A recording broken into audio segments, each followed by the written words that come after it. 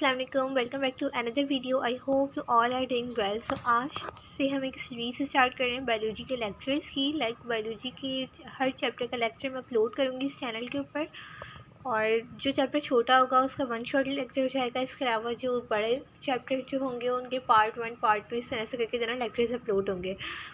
सो आज मैं first year biology का लेक्चर अपलोड करके this lecture is helpful for first year student also the MD-CAT student.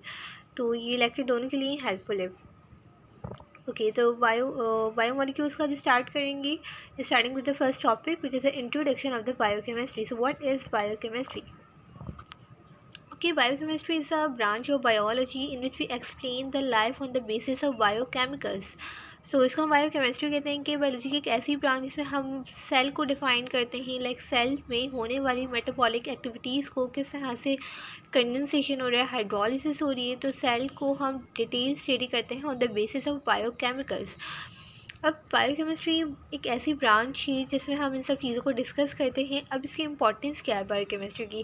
तो basically biochemistry हमें information provide करती है about the all processes carried out in the living organism, like specially हमारी cell के अंदर मौजूद nucleus, specially for DNA, for enzyme, for protein synthesis, for control of all of the mechanism. तो इन सब की हम स्टडी करते हैं in the branch of biology which is known as a biochemistry. Also it provides information about the abnormal mechanism which lead to disease। इसके अलावा cancer और जो abnormal सेल वगैरह डेवलप हो जाते हैं, इन सब की हम जो ना स्टडी करते हैं बायोकेमिस्ट्री के अंदर। तो इन शॉर्ट क्या, हम सेल को जो डिटेल स्टडी करते हैं वो हम बायोकेमिस्ट्री में जो ना स्टडी कर रहे होते हैं।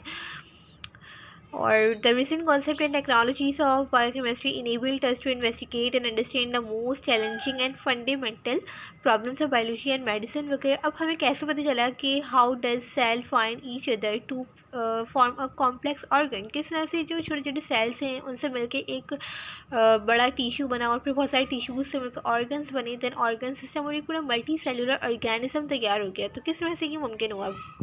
सो ये सब जो हम सेल को डिटेल में स्टडी करते हैं तो हमें ये वाली बात पता चलती है। अब आपको पता है कि सेल थ्योरी के 3 पोस्टुलेट होते हैं। उसमें सेकंड पोस्टुलेट जो है कि the structure and function of the cell are depend upon their chemical composition. तो बेसिकली हम सेल की जो केमिकल कॉम्पोजिशन है इस चैप्टर में हम वही डिटेल में पढ़ेंगे। तो केमिकल कॉम्पोजिशन ऑफ सेल की बात करो तो आपको पता है कि 70 to 90% वाटर होता है, और इस वाटर को हटाकर जो रिमेनिंग मास बचता है सेल को, उसे हम कहते हैं dry weight of the cell. और उसी ड्राई वेट के अंदर बायोमोलिक्यूल्स होते हैं, लाइक लंबी लंबी कार्बन की चेन होती हैं, उनसे मिलकर बड़े बड़े बायोमोलिक्यूल्स बने हुए होते हैं। Living cell contain living matter called protoplasm. ये लाइन दी हुई है, तो आपको पता है कि सेल के अंदर एक लिविंग मैटर होता है जिसको प्रोटोप्लाज्म कहते हैं, और बाकी 70 to 90% वाटर एंड रिमेनिंग जो मास बचता है वो ड्राई वेट होता है। ड्राई वेट में बायोमोलिक्यूल्स होते हैं। अब इन बायोमोलिक्यूल्स को डिटेल में पढ़ेंगे। अच्छा, यहाँ पर लिखा हुआ है कि जो एलिमेंट्स इन्वॉल्व होते हैं बायोमोलिक्यूल्स को बनाने में, वो 6 एसेंशियल जो मेन जो एलिमेंट्स चाहिए होते हैं उसमें carbon, oxygen, hydrogen, nitrogen, sulphur, phosphorus, ये 6 एलिमेंट जो हमें नेसेसरी चाहिए होते हैं बायोमोलिक्यूल्स को बनाने के लिए। यही 6 एलिमेंट्स होते हैं जो अप्रॉक्सीमेट हमारा 98% बना रहे होते हैं बायोमोलिक्यूल्स का। फंडामेंटल कुछ बायोमोलिक्यूल कौन कौन से होते हैं, like carbohydrate, protein, lipid, nucleic acid और कॉन्जुगेटेड मॉलिक्यूल्स। सी बायोमोलिक्यूल्स होते हैं। बायोमोलिक्यूल्स के लाइक किनसे मिलकर बने होते हैं? फर्स्ट कार्बोहाइड्रेट को देखते हैं, तो कार्बोहाइड्रेट मोनोसैकेराइड यूनिट्स से मिलकर बने होते हैं। बहुत सारे छोटे छोटे मोनोसैकेराइड होते हैं जो मिलकर एक बड़ा कार्बोहाइड्रेट का मॉलिक्यूल बना रहे होते हैं, और ये आपस में छोटे छोटे मॉलिक्यूल जिस लिंकेज या जिस बॉन्ड के थ्रू जुड़े हुए होते हैं उस बॉन्ड को हम कहते हैं ग्लाइकोसाइडिक लिंकेज और ग्लाइकोसाइडिक बॉन्ड। नेक्स्ट प्रोटीन होता है। प्रोटीन अमाइनो एसिड की यूनिट से मिलकर बना है, और इसमें जो लिंकेज होता है वो पेप्टाइड लिंकेज होता है। लिपिड में फैट और ऑयल की बात करो तो इसमें ग्लाइसरॉल और फैटी एसिड, एक ग्लाइसरॉल और 3 फैटी एसिड मिलके जो है फैट और ऑयल बना रहे होते हैं, और इनमें जो लिंकेज होता है, ये बॉन्ड होता है, वो ईस्टर बॉन्ड होता है। फॉस्फोलिपिड में ग्लाइसरॉल, फैटी एसिड के साथ साथ फॉस्फेट और कोलाइन भी हो जाता है, इसमें भी एस्टर बॉन्ड होता है। ट्रेपेनोइड जो होते हैं ये भी एक लिपिड होते हैं, और ये आइसोपेनोइड यूनिट से मिलकर बने हुए होते हैं, और इनमें CC लिंकेजेस होता है। न्यूक्लिक एसिड आपको पता है कि DNA, RNA, DNA डीऑक्सीराइबोन्यूक्लियोटाइड से मिलकर बने हुए हैं। RNA जो है वो राइबोन्यूक्लियोटाइड से मिलकर बने हुए हैं। दोनों के अंदर फॉस्फोडाइएस्टर बॉन्ड के फॉस्फोडाइएस्टर लिंकेज होता है। कॉन्जुगेटेड मॉलिक्यूल्स क्या होते हैं? कार्बोहाइड्रेट समझ आ गया, प्रोटीन समझ आ गया, लिपिड समझ में आ गया, न्यूक्लिक एसिड समझ में आ गया। What is conjugated molecules? Conjugated molecules आप इस तरह से देखो, फॉर एग्जाम्पल कार्बोहाइड्रेट अगर प्रोटीन के साथ मिल रहा है तो एक कॉन्जुगेटेड मॉलिक्यूल बन गया। इसी तरह से अगर प्रोटीन लिपिड के साथ मिला है तो एक कॉन्जुगेटेड मॉलिक्यूल बन गया। तो डिफरेंट बायोमॉलिक्यूल्स से वापस में मिलते हैं तो एक कॉन्जुगेटेड मॉलिक्यूल बन जाता है। अब ये यूनिट दिखा हुआ है कि डिफरेंट बायोमॉलिक्यूल से मिलकर बने हुए हैं और इनमें फिर ऑफ कोर्स के डिफरेंट ही यूनिट्स होंगे, डिफरेंट ही बॉन्ड होंगे इसके अंदर। केमिकल कॉम्पोजिशन ऑफ सेल, तो वाटर मैंने आपको पहले ही बता दिया कि यहाँ पे देखो, यहाँ पर ना बैक्टीरियल सेल और मेमालियन सेल की ना डिफरेंस दिखाया जा रहा है कि वाटर जो है दोनों में 70% ही होता है। प्रोटीन की बात करो तो 15% बैक्टीरिया में होता है, मेमालिया में 18% होता है, जबकि कार्बोहाइड्रेट बैक्टीरिया के अंदर 3% होता है, मेमालिया में 4% होता है, जबकि लिपिड 2% इन बैक्टीरियल सेल और 3% इन मेमालियन सेल। जबकि डीएनए और आरएनए और other organic compound, inorganic ions, इन सब के आपको परसेंटेजेस दी हुई हैं। अब इसमें जो याद करने वाली बात है, अब जैसे एमडीकेट में इतनी परसेंटेजेस तो नहीं पूछ जाएंगे, जो ज़्यादा इंपॉर्टेंट है वो वाटर की, कि वाटर 70 to 90% मौजूद होता है। तो अब ये देख लो कि बैक्टीरिया मेमालियन सेल में जो वाटर है वो वाटर सेम है, जबकि प्रोटीन, कार्बोहाइड्रेट और लिपिड ये बैक्टीरिया में कम है और मेमालियन सेल में ये ज़्यादा होते हैं। आपको देख रहे हैं ना कि बैक्टीरिया में आप देखो कि कम कम दिए हुए हों और मेमालियन सेल में ज़्यादा दिए हुए। इसी तरह से डीएनए और आरएनए ये रेयर होते हैं मेमालियन सेल में, जबकि बैक्टीरियन सेल में ज़्यादा दिखाए जा रहे हैं, जबकि इनऑर्गेनिक आयन और अदर ऑर्गेनिक कंपाउंड ये सेम ही होते हैं दोनों में। Okay, here are the two process, condensation और हाइड्रोलिसिस। अब देखो, जो छोटे छोटे मोनोमर्स होते हैं, मोनोमर्स क्या होते हैं, छोटे छोटे से मॉलिक्यूल्स होते हैं, वो मोनोमर्स कहलाते हैं। और इन छोटे मॉलिक्यूल से मिलकर बड़े मॉलिक्यूल के अब पॉलीमर बन रहे होते हैं। अब मोनोमर्स मिलकर जो पॉलीमर बना रहे हैं, छोटे मॉलिक्यूल्स मिलकर बड़े मॉलिक्यूल्स बना रहे हैं, इस प्रोसेस को हम कंडेंसेशन कहते हैं। और अगर बड़े मॉलिक्यूल छोटे मॉलिक्यूल से टूट रहे हैं तो इस प्रोसेस को हम हाइड्रोलिसिस कहते हैं। So first we discuss about the condensation, इन दूसरे लफ्ज़ों में कि synthesis of the macromolecule polymers by the help of monomers. So definition लिखी हुई कि molecule which form the structure and carry out activities of the cell are large in size, highly organised molecule called the macromolecule, which are made up of the large number of low molecular weight small molecule, the subunit called monomers or building block. Therefore the macromolecules are also called the polymers. So monomers मिलकर बनाते हैं polymers। अब यहाँ पे आप देख सकते हो कि इस डायग्राम में अगर आप देखो तो डायग्राम के अंदर ये एक मोनोमर है और ये दूसरा मोनोमर है, और ये दोनों मोनोमर जब मिलते हैं तो हमारे पास एक पॉलीमर बन जाता है। ये दो छोटे मॉलिक्यूल से एक बड़ा मॉलिक्यूल बन रहा है, तो इसी को हम कहते हैं कि कंडेंसेशन का प्रोसेस। कंडेंसेशन को हम डिहाइड्रेशन सिंथेसिस भी कहते हैं, और इसके अंदर वाटर मॉलिक्यूल रिमूव होता है तो हमारे पास दो मॉलिक्यूल आपस में जुड़ जाते हैं। So in this process, monomers are joined together by removing the OH from the one monomer and H positive from another monomer. So both monomers forms a new covalent bond between them, and this process is joining together two monomers by removing the water molecule is called condensation or dehydration synthesis. जबकि hydrolysis या break down of macromolecule, तो water molecule के addition से hydrolysis हो जाती है। यानी अगर मोनोमर्स को तोड़ना हो, पॉलीमर को अगर तोड़ना हो मोनोमर के अंदर, पॉलीमर को ब्रेक डाउन करना हो इनटू द मोनोमर्स, तो यहाँ पर वाटर मॉलिक्यूल को ऐड करना पड़ता है। इस प्रोसेस को हम कहते हैं हाइड्रोलिसिस, और ये प्रोसेस कैरीड आउट होता है with the help of the hydrolytic enzymes. Okay, condensation में वाटर मॉलिक्यूल के रिमूव होने से एक मैक्रो मॉलिक्यूल बन रहे हैं, जबकि हाइड्रोलिसिस के अंदर वाटर मॉलिक्यूल की एडिशन से मैक्रो मॉलिक्यूल ब्रेक डाउन हो रहे हैं इनटू द मोनोमर्स या माइक्रो मॉलिक्यूल में। अब यहाँ पर एक एग्जाम्पल भी दी हुई है, in heterotroph during the digestion macromolecule broken down into the monomers with the hydrolysis with the help of the hydrolytic enzyme. इसी तरह से ऑटोट्रॉफ के अंदर जो अपना फूड खुद प्रिपेयर करते हैं, like plants produce monomers from inorganic like CO2, H2, NO3 -1, SO4 -2 ETC। तो इस तरह से जो है यहाँ पर एग्जाम्पल दी हुई है कि इन ह्यूमंस जब हम खाना वाना खाते हैं तो हमारे सेल के अंदर जो हम बड़े मॉलिक्यूल होते हैं वो टूटते हैं छोटे मॉलिक्यूल्स के अंदर, तो यहाँ पे हाइड्रोलिसिस होती है with the help of the hydrolytic enzyme. Next जो ऑटोट्रॉफ में बता रहे हैं कि ऑटोट्रॉफ के अंदर कंडेंसेशन होती है, जो वो सॉइल से जो इनऑर्गेनिक मॉलिक्यूल्स वगैरह लेते हैं वो फिर आगे जाके बड़े मॉलिक्यूल्स बनाते हैं, तो यहाँ पर कंडेंसेशन होती है। वाटर की इंपॉर्टेंस बताइए। वाटर आपको पता है कि water is basically the medium of life. Water की मौजूदगी में बहुत सारे बायोकेमिकल रिएक्शंस होते हैं। वाटर प्रोवाइड करता है raw material for photosynthesis. Water polar in nature होता है, इस पर चार्जेस होते हैं ना, या वाटर का मॉलिक्यूल इस तरह से देखो तो स्लाइटली नेगेटिव चार्ज जो है वो ऑक्सीजन मॉलिक्यूल पर होता है, जबकि स्लाइटली पॉजिटिव चार्ज हाइड्रोजन पर होता है। ज्योमेट्री इसकी एंगुलर और बैंड होती है, और इसके बिटवीन द एंगल होता है 104.5 डिग्री होता है। ये आपने केमिस्ट्री में पढ़ा भी होगा। तो ऑक्सीजन पर नेगेटिव चार्ज होता है और ऑक्सीजन पर नेगेटिव चार्ज की वजह से वाटर में हाई पोलैरिटी होती है, तो जिसकी वजह से वो एक दूसरे को अट्रैक्ट कर रहा होता है, जिसकी वजह से हाइड्रोजन बॉन्डिंग वाली इसमें प्रॉपर्टी आती है। तो वाटर की कुछ इंपॉर्टेंट प्रॉपर्टीज़ हैं जो इसको बेस्ट सॉल्वेंट बनाती है, और वाटर को हम यूनिवर्सल सॉल्वेंट भी कहते हैं वाटर की इसी पोलैरिटी वाली नेचर की वजह से। हाइड्रोजन बॉन्डिंग की बात करते हैं तो hydrogen bonding is basically the force of attraction form between the two molecule, one of which contain the partially charge H positive and other molecule contain the partially negative charge as present in water. तो यही जो H positive और O negative आपस में जुड़े हुए हैं, तो ये जुड़े हुए जो है ना ये हाइड्रोजन बॉन्डिंग के थ्रू जुड़े हुए हैं कि वाटर मॉलिक्यूल का ऑक्सीजन और ये हाइड्रोजन, ये पार्शियली पॉजिटिव और पार्शियली नेगेटिव, ये आपस में जो जुड़े हुए हैं, आपको पता है कि पॉजिटिव और नेगेटिव एक दूसरे को अट्रैक्ट करते हैं, वे आपस में जुड़े हुए हैं through which bonding, through hydrogen bonding. फिर कोहेशन और कोहेसिव फोर्स ऑफ अट्रैक्शन, एक होती है एडिशन और adhesive force of attraction. Cohesion या कोहेसिव फोर्स ऑफ अट्रैक्शन यानी कि सिमिलर मॉलिक्यूल के बिटवीन जो अट्रैक्शन होती है, फोर्स ऑफ अट्रैक्शन, उसे कोहेसिव फोर्स ऑफ अट्रैक्शन कहते हैं।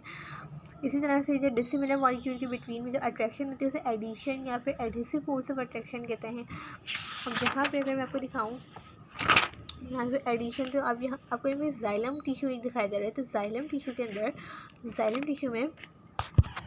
जाइलम टिश्यू में यहाँ पर आपको दिख रहे हैं कि जो वाटर मॉलिक्यूल्स हैं और वाटर मॉलिक्यूल्स का वॉल ऑफ द जाइलम के साथ जो अट्रैक्शन है ये एडहेशन या फिर एडहेसिव फोर्स ऑफ अट्रैक्शन कहते हैं, जबकि जो वाटर मॉलिक्यूल के साथ ही अट्रैक्शन है वो कोहेशन है, यानी सिमिलर मॉलिक्यूल्स के दरमियान में जो अट्रैक्शन है वो कोहेशन या कोहेसिव फोर्स ऑफ अट्रैक्शन, जबकि डिसिमिलर मॉलिक्यूल के दरमियान जो अट्रैक्शन होती है वो एडिशन या एडहेसिव फोर्स ऑफ अट्रैक्शन होती है।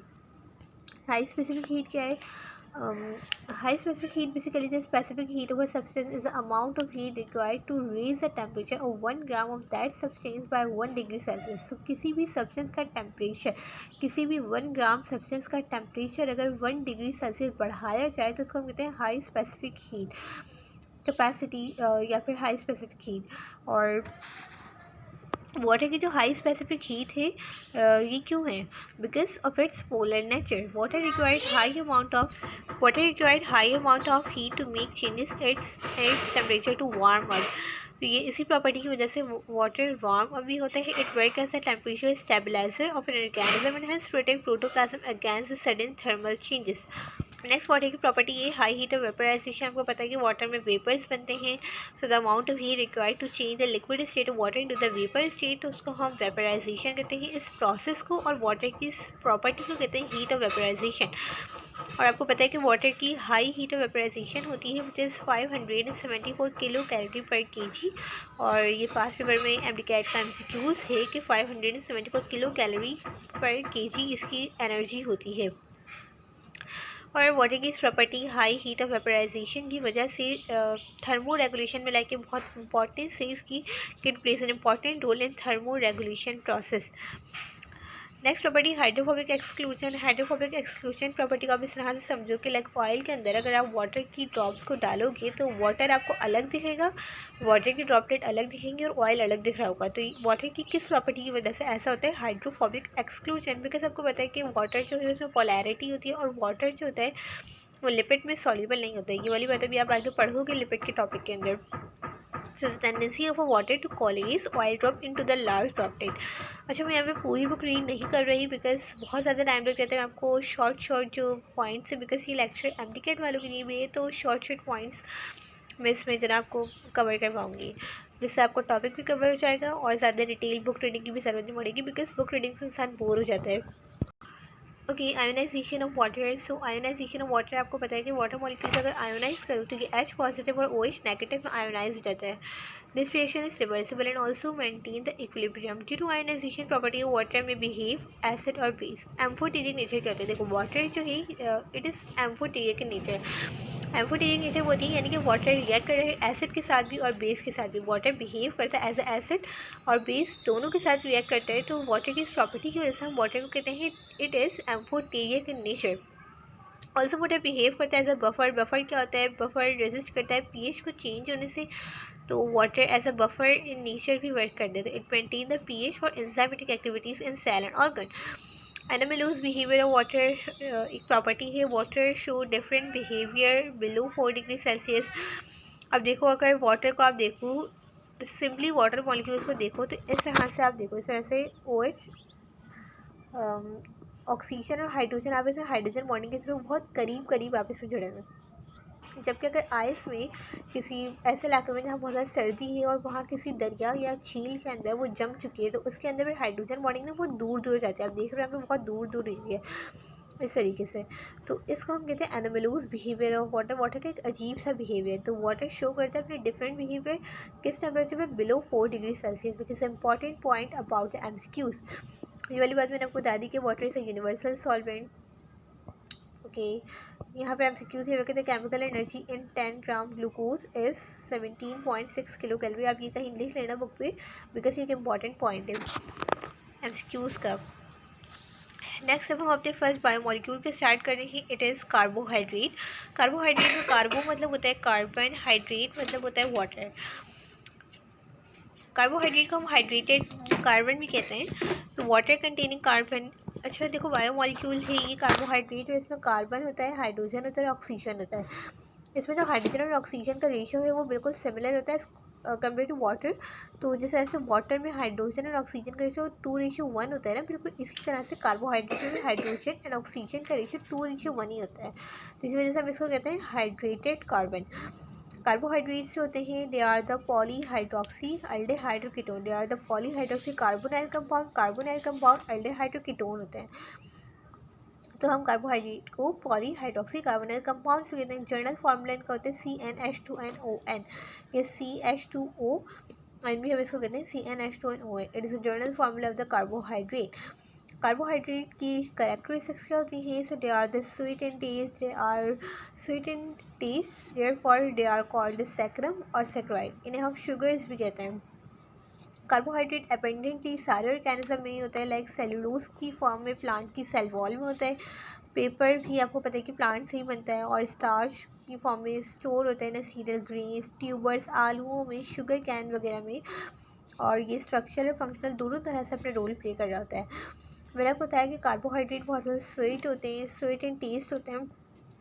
अब मज़ीद कार्बोहाइड्रेट को हम क्लासीफाई करते हैं इनटू द मोनोसैकेराइड, ऑलिगोसैकेराइड और पॉलीसैकेराइड।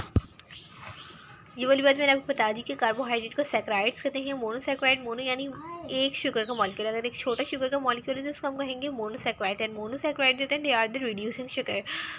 मोनोसैकेराइड वो कार्बोहाइड्रेट होते हैं जिसमें कोई एक शुगर का मॉलिक्यूल होता है। Like the group of carbohydrate molecule which contain only 1 sugar molecule और it can not the further hydrolysis due to this reason, because ये एक ही मॉलिक्यूल होता है तो ये फर्दर एक छोटा मॉलिक्यूल जो फर्दर हाइड्रोलिसिस नहीं हो सकता। और इसका एम्पेरिकल फॉर्मूला होता है CnH2nOn। सो मोनोसैकेराइड कार्बोहाइड्रेट का वो छोटा यूनिट है जो फर्दर हाइड्रोलिसिस नहीं हो सकता। और यहाँ पर कुछ क्लासीफाई किया हुआ है मोनोसैकेराइड को इनटू द ट्रायोसिस, टेट्रोसिस, पेंटोसिस, हेक्सोसिस एंड हेप्टोसिस। तो ट्रायोसिस 3 कार्बन वाला है, टेट्रोसिस 4 कार्बन वाला है, पेंटोसिस 5 कार्बन वाला है, इस तरह से हेक्सोसिस 6 कार्बन वाला है, हेप्टोसिस 7 कार्बन वाला। अब एक बात नोट करें कि ट्रायोसिस, टेट्रोसिस, पेंटोसिस, हेक्सोसिस, हेप्टोसिस सबके एंड में OSE आ रहा है। तो OSE is basically the suffix जो कि हम मोनोसैकेराइड के लिए यूज़ करते हैं। और ट्रायोसिस में ग्लाइसरॉस यानी ग्लाइसरल्डिहाइड और डिहाइड्रोक्सी एसीटोन आ जाता है। एरिथ्रोस और एरिथ्रोलोज टेट्रोसिस में आ जाता है। पेंटोसिस में राइबोस और राइबुलोस आ जाता है। हेक्सोसिस में ग्लूकोज, फ्रक्टोज, गैक्टोज आ जाता है। हेप्टोसिस में ग्लूकोहेप्टोस आ जाता है। ग्लाइसरोज और जो डिहाइड्रोक्सी एसीटोन है ये इंपॉर्टेंट ट्रायोस हैं प्रोड्यूस ड्यूरिंग द रेस्पिरेशन। टेट्रोसिस जो होते हैं ये बहुत ज़्यादा रेयर होते हैं नेचर में, कुछ सब बैक्टीरिया वगैरह में होते हैं। और पेंटोस शुगर जो कि बेसिक स्केलेटन है न्यूक्लिक एसिड का। हेक्सोसिस जो होते हैं ये मोस्ट इंपॉर्टेंट शुगर है for the biological point of view. Glucose जो होते हैं ये राइप फूड जो पके हुए फ्रूट्स होते हैं ना उनके अंदर पाए जाते हैं, सोडियम हनी वगैरह में। It is also found in the all known polysaccharide in combined state. Fructose another hexose present in fruit also called the fruit sugar. Fructose को हम स्वीटेस्ट शुगर भी कहते हैं बिकॉज ये बहुत ज़्यादा मीठी होती है। और ये इंपॉर्टेंट है कि उसका पॉइंट भी है कि the sweetest sugar in carbohydrate से यस फ्रक्टोज होता है। यहाँ पर आपको स्ट्रक्चर दिए हुए हैं कार्बोहाइड्रेट के, लाइक ये राइबोज का स्ट्रक्चर है, ये ग्लूकोज का स्ट्रक्चर है, ये ग्लूकोज का स्ट्रक्चर आपको इस तरह से भी दिया हुआ है और रिंग फॉर्म में भी दिया हुआ है, स्ट्रेट चेन में भी और रिंग फॉर्म में भी दिया हुआ है। यहाँ आप देखो, मैंने हेक्सोसिस में आपको पढ़ाया था कि हेक्सोसिस में आते हैं ग्लूकोज और फ्रक्टोज, ये दोनों ना एक दूसरे के आइसोमर्स होते हैं। ग्लूकोज तो मैंने आपको एक लाइन पीछे पढ़ाई थी कि कार्बोहाइड्रेट और पॉलीहाइड्रोक्सी अल्डेहाइड्रोकीटोन। तो ग्लूकोज जो होता है ये अल्डेहाइड होता है एल्डोहेक्सोज, जबकि फ्रक्टोज जो होता है ये कीटोहेक्सोज होता है। तो ये दोनों एक दूसरे के आइसोमर्स होते हैं। और मैंने आपको पढ़ाया है कि कार्बोहाइड्रेट और पॉलीहाइड्रोक्सी अल्डेहाइड्रोकीटोन। आइसोमर्स क्या होते हैं? आइसोमर्स आपको पता है कि जिनका मॉलिक्यूलर फार्मूला सेम हो बट इनका स्ट्रक्चरल फार्मूला डिफरेंट हो, so yes they are the isomers.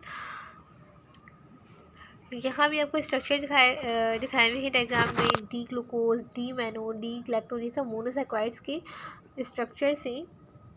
Monosaccharide मैंने आपको बताया कि smallest unit of carbohydrate which can not be further hydrolysis. Oligosaccharide क्या होते हैं? 2 to 10 मोनोसैकेराइड जब मिल जाते हैं तो फिर हमारे पास ऑलिगोसैकेराइड बनता है। अच्छा, डाइसैकेराइड क्या होता है? इनको पहले यहाँ पर डाइसैकेराइड देना चाहिए था।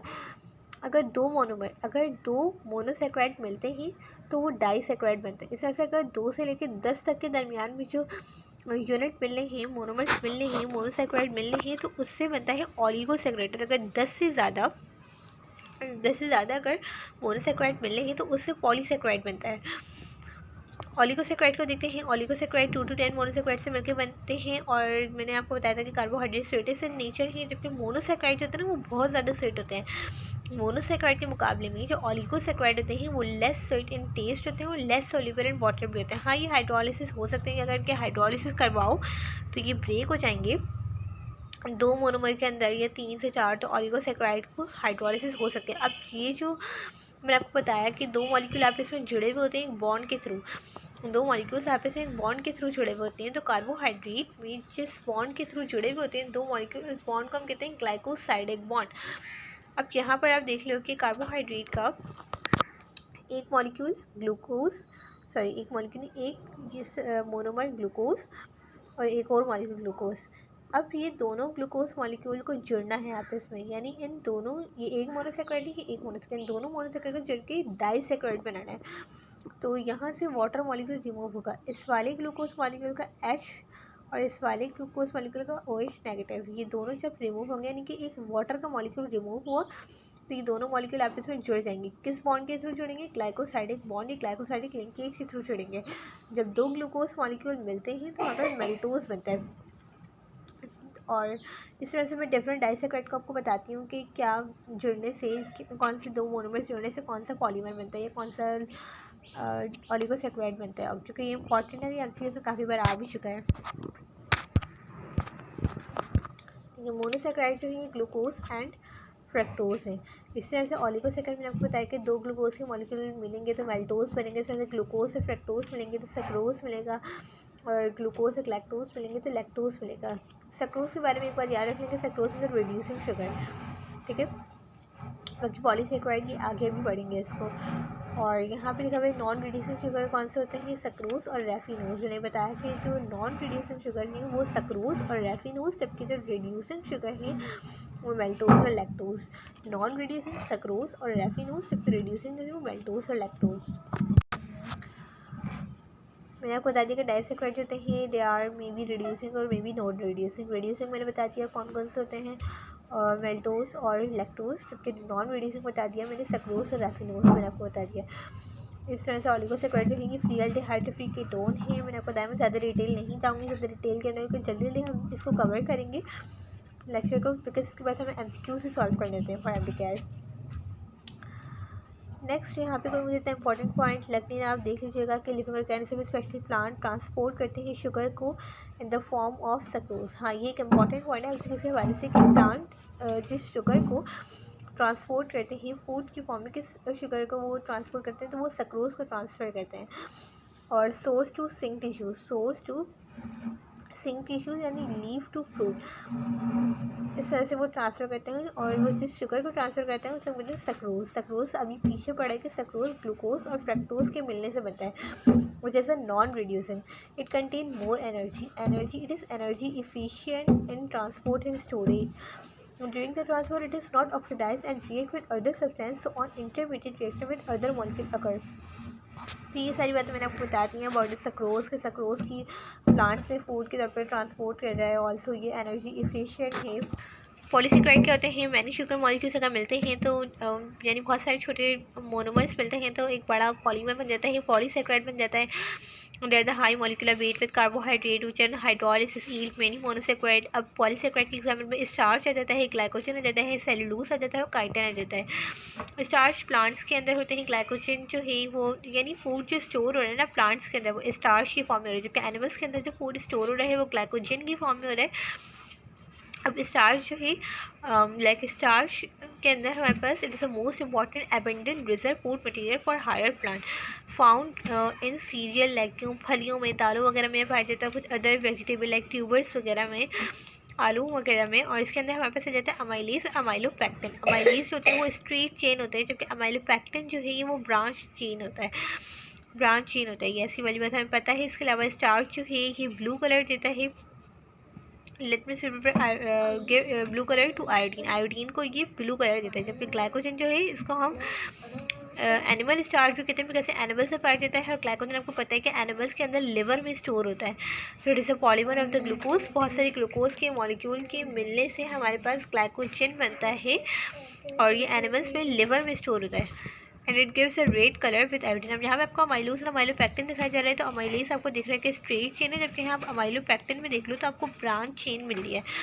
इस तरह से आप देखो तो ये आपको ब्रांच चेन दिख रही है अमाइलोपैक्टिन में, जबकि स्ट्रेट चेन है अमाइलोज के अंदर। स्टार्च मैंने बता दिया कि आयोडीन को ब्लू कलर देते हैं, जबकि ग्लाइकोजन मैंने बता दिया कि ये आयोडीन को ग्लाइकोजन रेड कलर देता है, स्टार्च ब्लू कलर देता है, जबकि सेलुलोज कोई कलर नहीं देता। सेलुलोज को पढ़ लेते हैं। आपको पता है कि प्लांट की जो सेल वॉल है वो सेलुलोज से मिलकर बनी हुई होती है। इस तरह से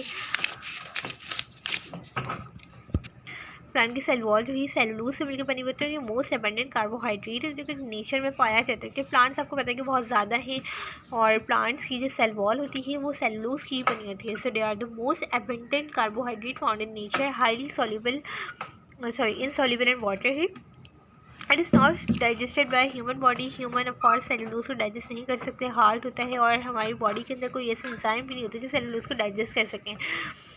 सब स्ट्रेट चेन में भी होता है, उसको सेलुलोज आयोडीन को कोई कलर नहीं देता।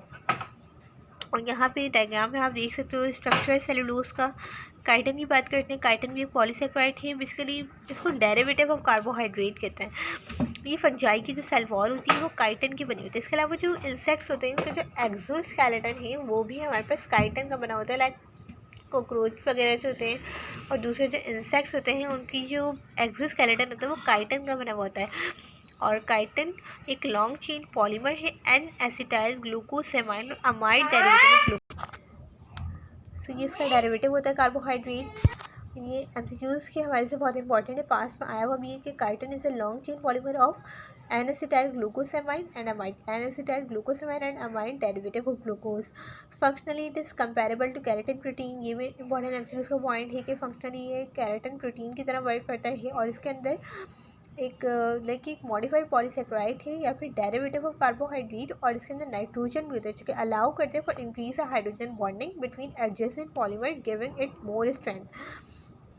प्योर होता है unmodified form chain is translucent, यानी कि लाइट को अलाउ कर सकता है, प्लीएबल है, मुड़ सकता है, रेजिलेंट है यानी अपनी शक्ल को चेंज कर सकता है, and quite tough is most arthropod but is mostly found in modified form such as the proteinaceous matrix form exoskeleton of insect with calcium carbonate in the shell of the molluscus and crustaceous। वही वाली बात मैंने आपको बताया कि जो insects होते हैं आर्थ्रोपोडा फाइलम के जो मेंबर्स हैं उनमें काइटिन उनकी सेल वॉल बनी हुई होती है। ये छोटे से चार्ट है, आप इसको देख लोगे। सक्रोज के अंदर, सक्रोज मैंने आपको बताया कि ग्लूकोज एंड फ्रक्टोज से मिलकर बनता है। उसके अंदर जो बॉन्ड होता है ऑफ कोर्स ग्लाइकोसाइडिक बॉन्ड होता है, लेकिन कौन सा बॉन्ड होता है? Glycosidic alpha 1 2 glycosidic linkage. Maltose में अल्फा 1 4 ग्लाइकोसाइडिक लिंकेज, लैक्टोज में बीटा 1 4 ग्लाइकोसाइडिक लिंकेज, अमाइलोज में अल्फा 1 4 ग्लाइकोसाइडिक लिंकेज, अमाइलोपैक्टिन में अल्फा 1 6 ग्लाइकोसाइडिक लिंकेज, सेल्यूलोज में बीटा 1 4 ग्लाइकोसाइडिक लिंकेज, जबकि काइटिन में बीटा 1 4 ग्लाइकोसाइडिक लिंकेज। तो ये वाले लिंकेजेस होते हैं, बहुत इजी ये याद हो जाते हैं और ये एमसीक्यूज़ में पूछे भी जाते हैं।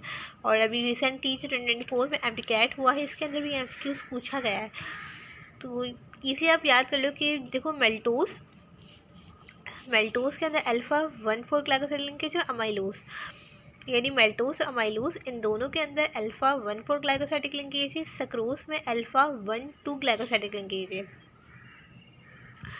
और लैक्टोज की बात करूँ, लैक्टोज, सेलुलोज और काइटन, तो इन तीनों के अंदर बीटा 1,4 ग्लाइकोसाइडिक लिंकेज है।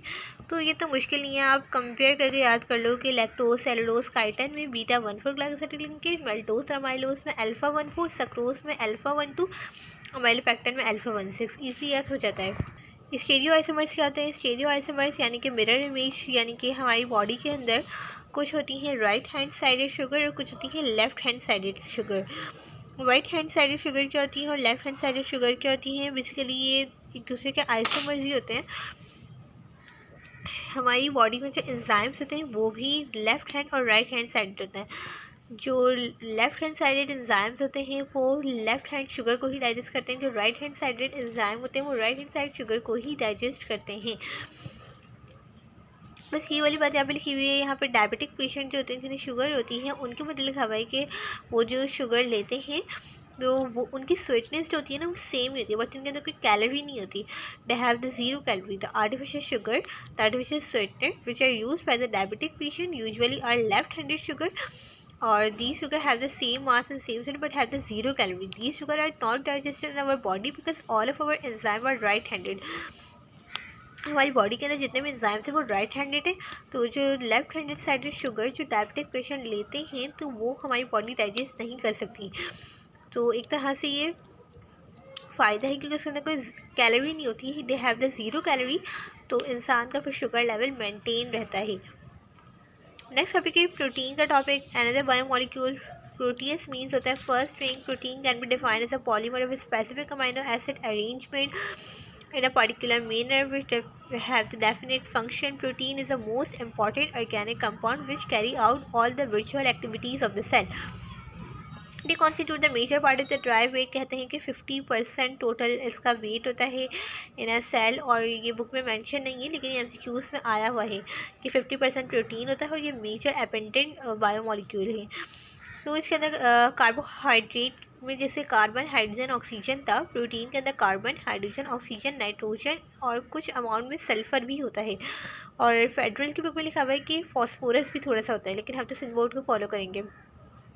Due to the presence of nitrogen in large proportion, इसको हम नाइट्रोजीनियस कंपाउंड भी कहते हैं। तो आप इसके जा सकते हैं ना कि why we are called the protein nitrogenous compound because it contain the large amount of nitrogen as well. इसके अलावा मीट में, फिश में, मिल्क में, पल्सेस में ये मेजर सोर्स है प्रोटीन का। Amino acid is building block of protein, यानी बहुत सारे अमाइनो एसिड मिलते हैं तो एक बड़ा प्रोटीन का मॉलिक्यूल बनता है। और ये अमाइनो एसिड आपस में किस बॉन्ड के थ्रू ज्वाइन होते हैं? Through peptide linkage. जैसे ग्लाइकोसाइडिक बॉन्ड था कार्बोहाइड्रेट में, प्रोटीन के अंदर पेप्टाइड बॉन्ड, जो पेप्टाइड लिंकेज होता है। आपको पता है कि there are the 20 basic amino acid जो पाए जाते हैं, लाइक वही 20 अमाइनो एसिड मिलकर बहुत सारे डिफरेंट टाइप्स ऑफ प्रोटीन बना रहे होते हैं। और जो 20 बेसिक अमाइनो एसिड हैं ये वायरसेस से लेकर ह्यूमन बींग्स तक हर लिविंग ऑर्गेनिज्म में पाए जाते हैं। प्रोटीन का स्ट्रक्चर देखो तो प्रोटीन में कार्बन की एक तरफ कार्बोक्सिलिक एसिड ग्रुप अटैच होता है, एक तरफ अमाइनो ग्रुप अटैच होता है, एक तरफ रेडिकल ग्रुप अटैच होता है, एक तरफ हाइड्रोजन अटैच होता है। हर अमाइनो एसिड का यही सिमिलर स्ट्रक्चर होता है लेकिन रेडिकल ग्रुप चेंज होता है। एक तरफ कार्बोक्सिलिक एसिड ग्रुप, एक तरफ अमाइनो ग्रुप और एक तरफ हाइड्रोजन। हर अमाइनो एसिड में ये तीन चीज़ें सिमिलर होती हैं बट रेडिकल ग्रुप चेंज होता है। इस रेडिकल ग्रुप के चेंज होने की वजह से अमाइनो एसिड के डिफरेंट 20 टाइप्स होती हैं। Number 20 basic type of amino acid होते हैं जो आगे जाकर डिफरेंट जो ना प्रोटीन्स की वेरिएशन आ रही होती हैं। यहाँ पे कुछ अमाइनो एसिड दिया हुआ है, ग्लाइसिन, एलानिन, सीरीन। ग्लाइसिन के अंदर खाली रेडिकल ग्रुप में एक हाइड्रोजन होता है, एलानिन में मिथाइल ग्रुप CH2 आ जाता है, सीरीन के अंदर मिथाइल अल्कोहल आ जाता है, CH2OH आ जाता है रेडिकल ग्रुप की जगह। तो ये भी इंपॉर्टेंट पॉइंट है about the MCQs। Formation and breakdown of peptide linkage, वही वाली बात कि ग्लाइसिन और एलानिन मिलेगा, कंडेंसेशन होगी, वाटर मॉलिक्यूल रिमूव होगा, पेप्टाइड लिंकेज के थ्रू जुड़ जाएगा। तो यहाँ पे कहने के the resultant dipeptide is glycyl alanine has 2 amino acid sub unit called the dipeptide, यानी कि 2 अमाइनो एसिड जुड़ेंगे तो डाइपेप्टाइड बनेगा। इस तरह से डिफरेंट जब अमाइनो एसिड जुड़ेंगे लाइक पेप्टोन और पेप्टाइड। देखो मैं आपको बताती हूँ कि polypeptide chain can be broken down by breaking the peptide bond by the process of hydrolysis. अगर प्रोटीन को आप तोड़ना चाह रहे हो तो हाइड्रोलिटिक एंजाइम के थ्रू आप उसको ब्रेक डाउन कर लोगी उस प्रोसेस को हम हाइड्रोलिसिस कहते हैं। And the protein chain can be broken into the small chain of more than 10 amino acid. For example एक प्रोटीन की एक चेन है, प्रोटीन की एक लंबी सी चेन है, उसको आप ब्रोकन डाउन कर दो with the help of the hydrolytic enzyme, आप उसकी हाइड्रोलिसिस कर दो तो आपको डिफरेंट अमाइनो एसिड मिलेंगे, तो वो पेप्टोन बनेगा। उस पेप्टोन को आप मज़ीद जो हाइड्रोलिसिस करोगे तो पेप्टाइड बनेगा, उसको फर्दर हाइड्रोलिसिस करोगे तो हम फिर अमाइनो एसिड मिल जाते हैं। इस तरह से हाइड्रोलिसिस का प्रोसेस चलता है कि पहले पॉलीपेप्टाइड चेन मिलेगी, उस पॉलीपेप्टाइड चेन को हाइड्रोलिसिस करोगे तो पेप्टोन मिलेगा, उसको मज़ीद हाइड्रोलिसिस करोगे तो पेप्टाइड मिलेगा, मज़ीद उसका हाइड्रोलिसिस करने पर अमाइनो एसिड मिलेगा। Significance and the sequence of amino acid. सबसे पहले significance sequence of amino acid किसने दी थी? उस साइंटिस्ट का नाम है एफ सेंगर। ये फर्स्ट साइंटिस्ट है जिसने सीक्वेंस ऑफ अमाइनो एसिड दी थी ना प्रोटीन मॉलिक्यूल। इससे इंसुलिन को देखा था कि इंसुलिन जो है ये 51 अमाइनो एसिड का बना हुआ होता है। इसमें दो चेन होती है, एक चेन होती है अल्फा चेन और एक होती है बीटा चेन। अल्फा चेन में 21 अमाइनो एसिड होते हैं, बीटा चेन में 30 अमाइनो एसिड होते हैं। They are held together by the disulphide bond. इस तरह हीमोग्लोबिन को उसने देखा तो हीमोग्लोबिन के अंदर उसने देखा कि 4 चेन है, 2 अल्फ़ा 2 बीटा। जो कुल टोटल अमाइनो एसिड है हीमोग्लोबिन के अंदर वो 574 है, जिसमें से अल्फ़ा चेन के अंदर 141 है और बीटा में 146 है। तो 2 अल्फ़ा 2 बीटा आप प्लस करके लगा लो, टोटल अमाइनो एसिड हीमोग्लोबिन के अंदर 574 बनता है और टोटल इंसुलिन के अंदर 51 अमाइनो एसिड है। नेक्स्ट यहाँ पर सीक्वेंस दिखाई हुई है इंसुलिन के अंदर। मैं बताया कि इंसुलिन में एक होती है अल्फ़ा चेन, एक होती है beta chain. Total 51 amino acid होते हैं, अल्फ़ा चेन में 21 होते हैं, बीटा चेन में 30 होते हैं। There are the more than 10,000 protein in the human body. और मैंने आपको बताया कि जैसे 20 basic type of amino acid होते हैं, वही मिलकर डिफरेंट अरेंजमेंट फिर प्रोटीन की आगे जाके बना रहे हैं। और this sequence is determined by genes as DNA. The arrangement of amino acid in a protein molecule is highly specific for its proper functioning. If the sequence of any amino acid will change, the protein fail to carry its abnormal function. यानी कि जैसे कि ये एक alpha chain है, ये एक amino acid है, एक अमाइनो एसिड है, एक अमाइनो एसिड है। अगर तो इस पूरी सीक्वेंस में कोई एक अमाइनो एसिड किसी दूसरे अमाइनो एसिड की जगह आके लग जाते हैं तो इससे म्यूटेशन हो जाती है, वेरिएशन आ जाती है। और इस छोटी से चेंज या आप गलती कह लो इसकी वजह से जो चेंज आता है उससे इंसान की बॉडी में एबनॉर्मल फंक्शनिंग हो जाती है और इसकी वजह से फिर मुख्तलिफ बीमारियाँ होती हैं। अब यहाँ पर एक डिज़ीज़ का जिक्र है which is sickle cell anaemia.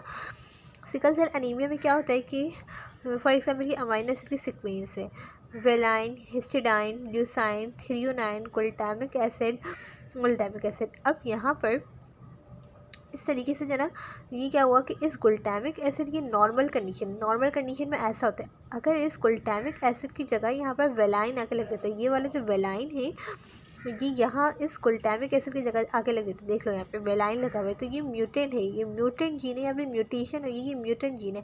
तो इस छोटी सी गलती कह लो या छोटी सी डिसअरेंजमेंट की वजह से क्या होता है, पूरा प्रोटीन ही की चेन ख़राब हो जाती है, वो अपना प्रॉपर फंक्शन ही नहीं कर पाती, जिसकी वजह से जो हमारे आरबीसीज हैं वो नॉर्मल इस शेप के होते हैं। तो इन सिकल सेल अनीमिया जब ये म्यूटेशन हो जाती है तो वो इस तरह की शेप के हो जाते हैं, खून खुआर हो जाते हैं, इस तरह वाली शेप के हो जाते हैं, तो सिकल शेप के हो जाते हैं और इस डिजीज़ को हम कहते हैं सिकल सेल अनीमिया।